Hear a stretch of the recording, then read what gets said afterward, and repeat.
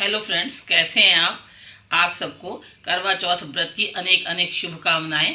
आइए जानें व्रत कथा के लिए कौन कौन सी सामग्री का प्रयोग होता है और किस प्रकार से पूजा व्रत की विधि आरंभ की जाती है। पूजा की शुरुआत में किसी भी चौकी पर या मेज पर लाल कपड़ा बिछाकर करवा जी का, माता करवा का फोटो लगाएं। उसके बाद थाली में चावल के ऊपर गणेश जी को स्थापित करें। थाली में गणेश का स्वस्तिक का चिन्ह बनाएं। इस प्रकार से जमीन पर स्वस्तिक का चित्र ना बनाएं, क्योंकि जमीन पर स्वस्तिक का चित्र पर किसी का भी पैर पड़ सकता है, इसलिए थाली में बनाएं। इस प्रकार से थाली में बनाने के पश्चात आप विधि विधान से स्वस्तिक के चिन्ह पर हर पूजा की सामग्री चढ़ाकर माता करवा का आवाहन करें और पूजा विधि शुरू करें। स्वस्तिक का चिन्ह बनाने के पश्चात इस पर अक्षत चढ़ाएं, हल्दी चढ़ाएं, रोली चढ़ाएं।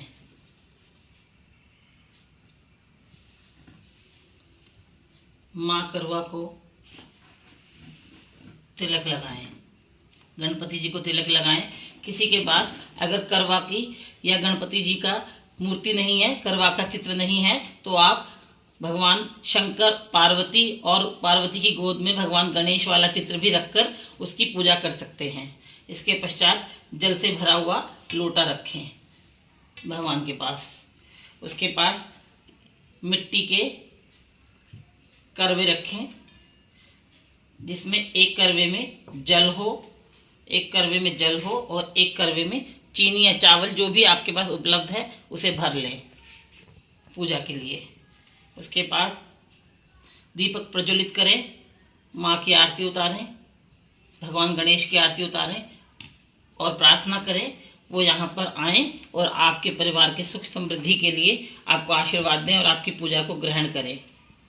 इसके पश्चात खांड के करवे, जिनको कि आप बाद में अपने परिवार में अपनी सासू माँ को, नंद को या किसी भी अपने घर की बड़ी महिला को देंगे, और इसके ऊपर तिलक लगाएं इस तरीके से। उसके पश्चात मिठाई का भोग लगाएं माँ को।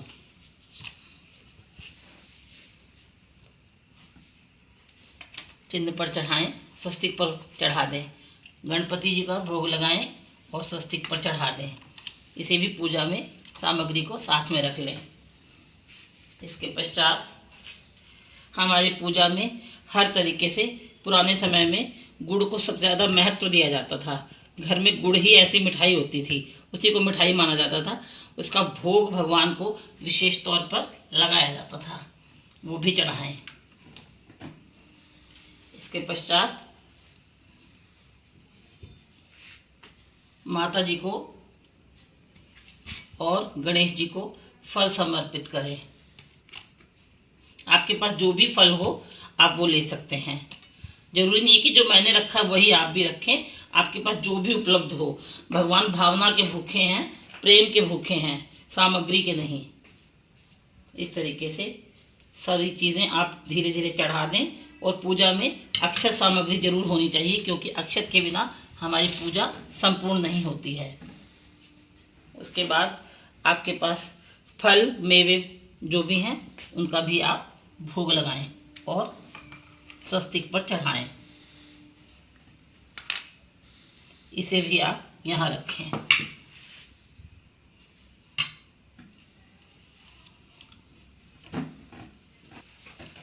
इसके पश्चात आपने माता जी को चढ़ाने के लिए वस्त्र आभूषण जो भी आपके पास हैं, श्रृंगार का सामान जो भी है, वो आप माता करवा को चढ़ाएं।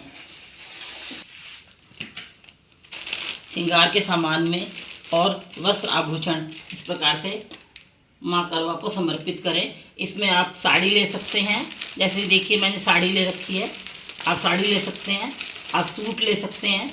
आपके पास जो भी नया वस्त्र उपलब्ध है वो आप चढ़ाएं, भावना प्रधान है इसके अंदर। उसके पश्चात ये बिंदी है, ये सिंदूर है, ये मेहंदी है, ये कंघा है, ये चूड़ियाँ हैं।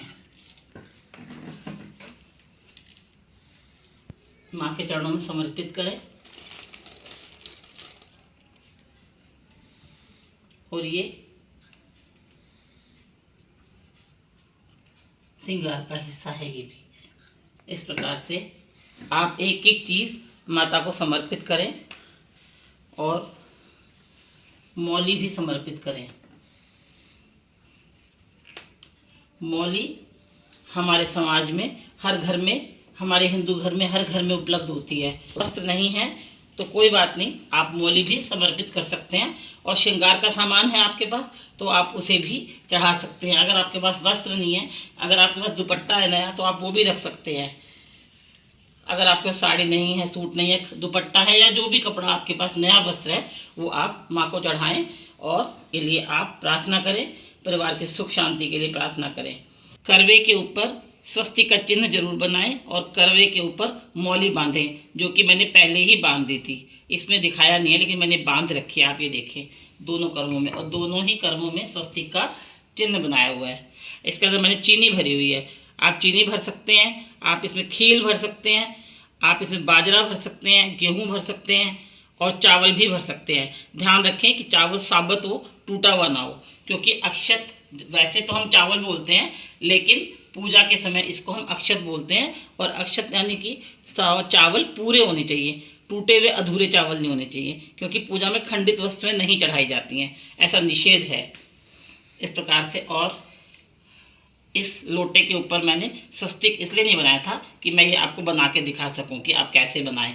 सबसे पहले आप एक लाइन में, बहुत से लोग जो है स्वस्तिक का चिन्ह बनाते हैं, इसको काट देते हैं, तो काटिए नहीं, इस पतंग लिखने की कोशिश करें। उसके बाद उसको, ये पै पतंग है, ये देखिए पै पतंग, उसको मोड़ करके नीचे इसको वापस ले आएँ, जैसे फै फल बन जाएगा आपका।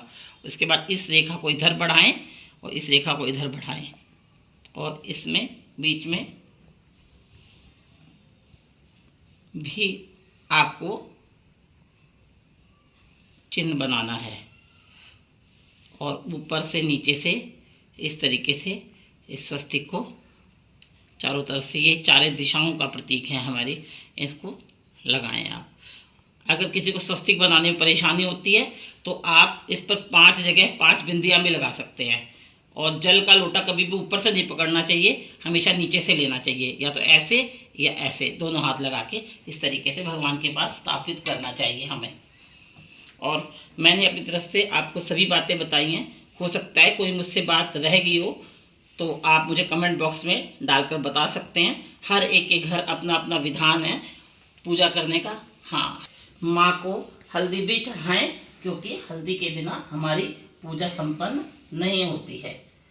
हल्दी हमारी शुद्धता, पवित्रता और शुचिता का प्रतीक है। इस प्रकार से हल्दी भी चढ़ाएं, हर चीज़ का भोग लगाएं और अपनी भावना समर्पित करें। भावना प्रधान है सबसे। और इसके साथ ही मैं इसका दूसरा भाग, जिसमें कि करवा माता की कहानी है, वो भी बनाऊंगी, आप उसे भी देख सकते हैं। अगर इस विधि विधान को आप देखें और इस तरीके से आप अपनी पूजा संपन्न कर सकते हैं। कथा का लिंक डिस्क्रिप्शन बॉक्स में आपको मिल जाएगा, आप वहां से माता करवा की कथा देख सकते हैं, साथ में विनायक जी की कथा भी देख सकते हैं। क्योंकि कोई भी पूजा विधि विधान, माता या देवी की पूजा हो या कोई भी पूजा हो, भगवान गणेश अर्थात विनायक जी की कथा या पूजा के बिना संपन्न नहीं होती है। तो वो कहानी भी आपको साथ ही सुनने को मिलेगी।